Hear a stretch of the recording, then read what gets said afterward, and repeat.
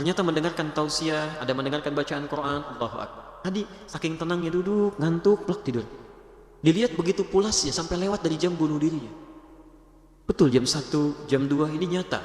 Ketika sudah semakin pulas, ini tidak tega membangunkan karena kelihatan enak sekali. Begitu bangun, langsung kemudian disampaikan, saya mohon maaf tidak bangunkan. Kamu merasa nikmat sekali.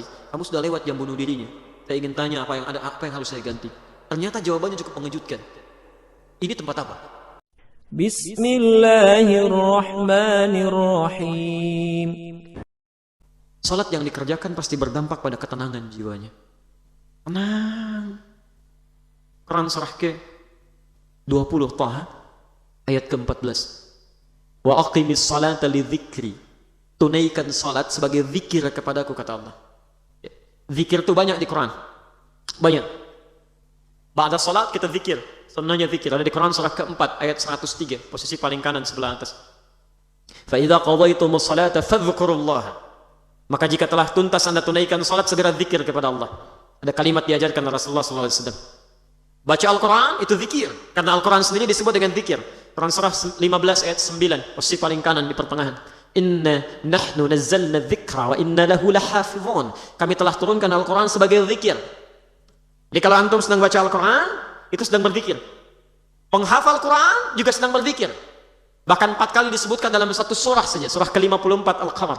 Ayat 17, ayat 22, ayat 32, ayat ke-40. Walaqad yassarna al-Qur'ana lidzikri fahal min muddakir. Sungguh kami telah mudahkan Al-Quran untuk digunakan sebagai zikir. Hafalannya disebut dengan zikir. Tapi apa fungsi zikir ini? Di tafsir Quran surah 13 Ar-Ra'd ayat ke-28. Ala bi dzikrillahi tatma'innul qulub. Yakinkan pada jiwamu, pada dirimu, kalau zikirmu benar kepada Allah, dampaknya ke hati pasti tenang. Ini rumus di Quran. Antum kalau sedang kurang tenang, zikir.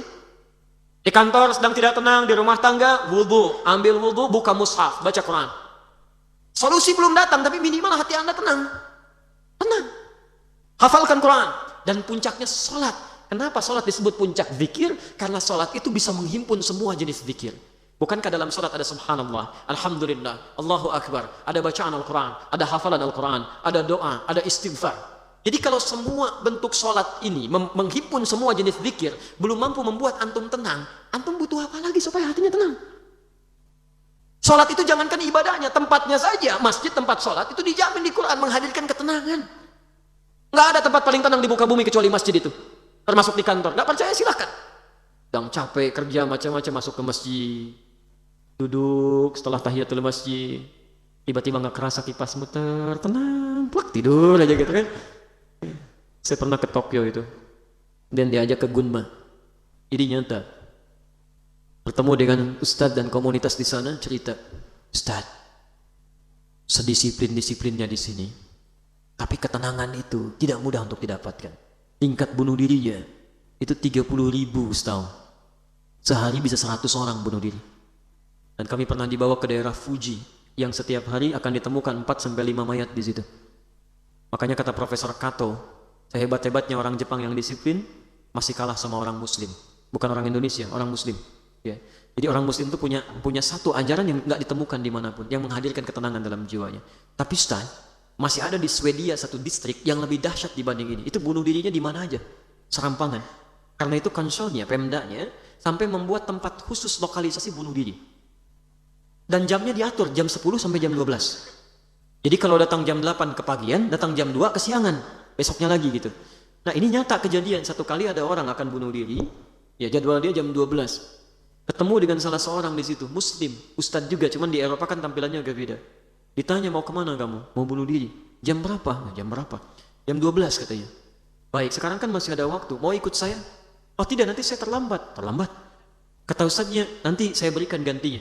Kan kalau kamu memang merasa dirugikan, saya bayar kan? Akhirnya dia ikut. Dibawa ke masjid. Karena dia belum Muslim, dia nggak bisa masuk, dia nunggu di luar. Ternyata mendengarkan tausiah, ada mendengarkan bacaan Quran, Allahu Akbar. Tadi saking tenangnya duduk, ngantuk, plak tidur. Dilihat begitu pulasnya sampai lewat dari jam bunuh dirinya. Betul jam 1, jam 2 ini nyata.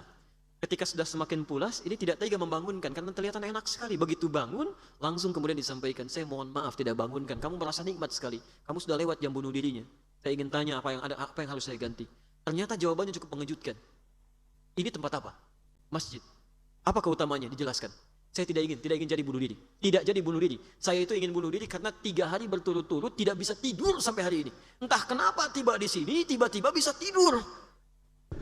Jadi orang nggak sholat aja dekat masjid jadi tenang, apalagi yang sholat. Kalau antum sudah masuk masjid, sudah sholat gak bisa tenang juga, antum perlu apa lagi? Orang itu akhirnya masuk Islam. Peristiwa itu jadi viral kemudian di media sosial, menyebar dengan kuat sampai-sampai dipanggil oleh Pemdanya, kalau kita bupatinya. Akhirnya apa yang terjadi? Di tempat lokalisasi bunuh diri tadi, di sampingnya dibuatkan tempat untuk ustadz tadi, dan ada tulisan, bagi yang ingin bunuh diri konsultasi dulu ke sini. Itu nyata gitu. Jadi kita punya teorinya, kenapa nggak kita maksimalkan?